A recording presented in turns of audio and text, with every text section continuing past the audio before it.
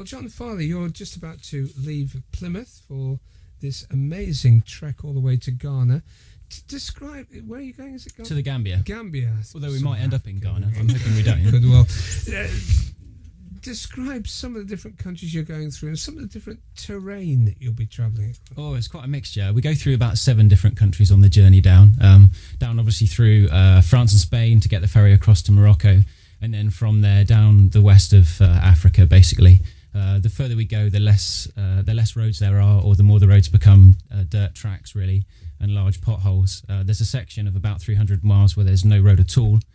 We're driving just through the desert section there, and then that finishes off with a bit of a drive across the coast, across the beach, until we get to some small towns and then into the Gambia. So it's going to be quite an interesting adventure. When I'm driving down to Devon this afternoon, which is, you're setting off from Plymouth, I'll be going nearly there. It's about 3.5 hours normally. By the time I get there, I feel like I was saying, are we nearly there yet? Yeah, for us, the adventure only begins when we get to Plymouth. From there, we've got a few miles. Are you not going to be bored and stiff and...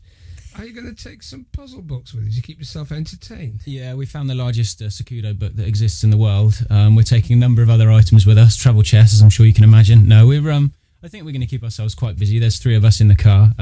We'll be playing I Spy a lot, I think, and things like that. You wouldn't like to drop Joanna off in Poland on your way through? You're not going anywhere near Poland. Yeah, sadly that's the opposite direction. Oh, okay, I wouldn't know my European geography well enough.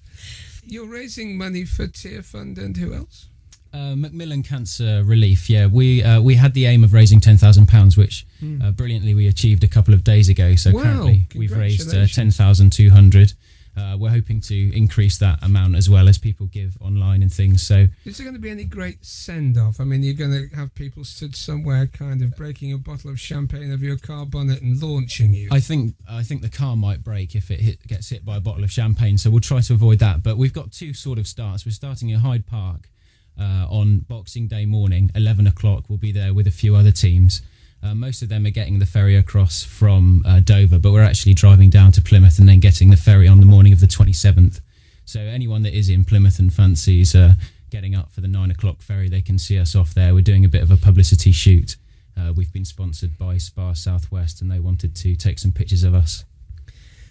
Susie, I mean, you drive. Would you actually enjoy driving this kind of distance? Not that far, I don't think, Rob, no. Is it kind of something... Is this a kind of a boy's own adventure? Is this not a girly thing to do, to drive thousands of miles and tinker with cars on the way? I think there are some girls who would love to do it, Rob. It's not my subject. Yeah, there are some girls that are going on the teams, actually. So it's certainly not boys only, but I think perhaps the idea of spending 3 weeks in a car with minimal showers and things like that probably appeals more to blokes than it does to the ladies. We won't go there, because 3 weeks after no showers travelling through the desert could be quite an interesting thing, Joanna. Yes. Well, it sounds great. I think it's not so much a destination as a journey, isn't it? So the amount of things you're going to see, the people you're going to meet, it's just incredible. I would love to do that. I would love to go on a Trans-Siberian train. That's only 9 days, but I love long journeys. So how long is this going to take again? It's 3 weeks. We've booked to fly back on the 16th of January. And as well as obviously taking our food and stuff, we are actually taking 60 Bibles, which have been donated by the Bible Society. 20 in French, 20 in English, and 20 in Arabic. So we'll be trying to deliver those to people as we go. So I think we could get in trouble for carrying the Arabic ones, because none of us look like we speak any Arabic whatsoever. So let's hope we don't end up in jail and miss our flight on the 16th. It could take a little longer if we do. Sally, is this something that you would like to do? Perhaps you should go along with a soup kitchen behind somewhere. That'd be okay, wouldn't it? I would love to do it, yeah. You would like to do it, I really? would love to do it, yes. Are you into drive. car rallying? Not necessarily into car rallying, but I certainly would be into driving. I certainly don't mind driving. Are you kind of one of those very careful lady drivers, or are you one of those... I don't want to be sexist. It's Sunday morning, please. I'm a London driver, let's just say that, I think. Okay. I'm a London lady driver, whatever that yes, entitles. scary lady drivers, London lady drivers. I mean, are there techniques of rallying? I mean, is this going to be a fairly pushy kind of rally with people cutting each other up and taking shortcuts? I mean, like some of the comedy films of car rallies have demonstrated quite a ruthless streak that comes out in people. I think the only pushing going on will be us pushing the cars. I think that's the most likely thing to happen. I mean, as I say, when we're driving through the desert section, these cars aren't really designed for this kind of thing. We're taking a Saab, which as I'm sure you know, is Scandinavian and designed for cold climate. It's not really designed for It driving hasn't got through one the of those Sahara with Desert. heated seats in it. It has actually, but thankfully they're not operating in our 1979 car. I mean, it's got a number of brilliant features, Because including I working saw a sunroof. Volvo years ago, and I could never work out how to turn the heating off in the seats. And, Okay, well, it's supposed to be automatic. In the summer, it would just be like baking hot. Very embarrassing. Yeah, I mean, our only ventilation is going to be opening the windows, really, our air conditioning. So it's going to be quite an interesting experience. But yes, we're going to have to Why push are the there no cars. showers for 3 weeks? I mean, could you not afford to stay at some, Albanian travel lodge somewhere? I and guess get a we could shower? have. I guess we could have. I think we're taking the more manly option of sleeping in tents. Really, I think that's probably the best option for us. Is that a manly option, John? Do you think this is anything It that sounds men crazy. would do? Crazy many. Yes. I think it is. But- We have raised some money through sponsorship on the car. We've been selling advertising squares. Yes. We've raised about £3,000 doing that alone, and I think to maximise the money that goes to charity, we're going to try and do it on as small a budget as possible. So rather than staying in the Ritz or whatever might be the equivalent, certainly not the Ritz, I imagine, in Morocco I and was further just down. suggesting an Albanian travel lodge. Or so.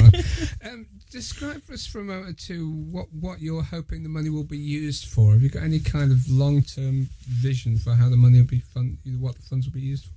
We're giving the money to Tear Fund and Macmillan to use as they choose. We're not funding any particular projects. I mean, as you know, Tear Fund works a lot with international relief, disaster relief, and Macmillan works particularly in the UK with people that are terminally ill. So the money's going to be well spent on making Do you have a people's lives website? better. We do, yeah. People can give read money, all about. money on that. Yeah, website? they can. They can donate and they can read all about our story as we go down. We'll be blogging entries as we go. It's They happen to be phoning you at various points if the phone That's works. right, yes, and, that would be good. Hear a little bit about your story. yeah, please do. So those that do have internet access and would like to, please check out our Do you think you're website. really going to get 4,000 miles without a speeding ticket? Well, I think there aren't any speed limits in Africa. They're kind of made up as you go along. So I'm sure we'll get a speeding ticket for something. Possibly for having the wrong I kind find of it car. very hard to get from Wimbledon to Pimlico, where Premier is, without a speeding ticket. So I don't know if I could do 4,000 miles without one, really. You think that it is possible? Well, I think we're going to find out, aren't we? We'll have to wait and see. Does your car go more than 30 miles an hour? Oh, it certainly does. Obviously, we've not tested it above the legal speed limit of the UK, but we're pretty certain it'll do that. Can I just ask one question? What are your personal hopes for the trip? I mean, it's a great challenge, and I do admire He's you. going to get there. Yeah, I think remain alive is our first personal hope. I think we're looking forward to seeing, as you said, so many different countries and so many different cultures. It's going to be a brilliant adventure. I think one of the reasons we've signed up for it is because we want to speak to the people we know, both Christian and non-Christian, that we're really up for the adventure, and I think it's in the spirit of our faith too. And the website one more time. It's www.sanddodgers.co.uk, which is our team name. Sanddodgers. That's correct, yeah. DODGERS. That's correct, yes. .co.uk. That's it, yeah.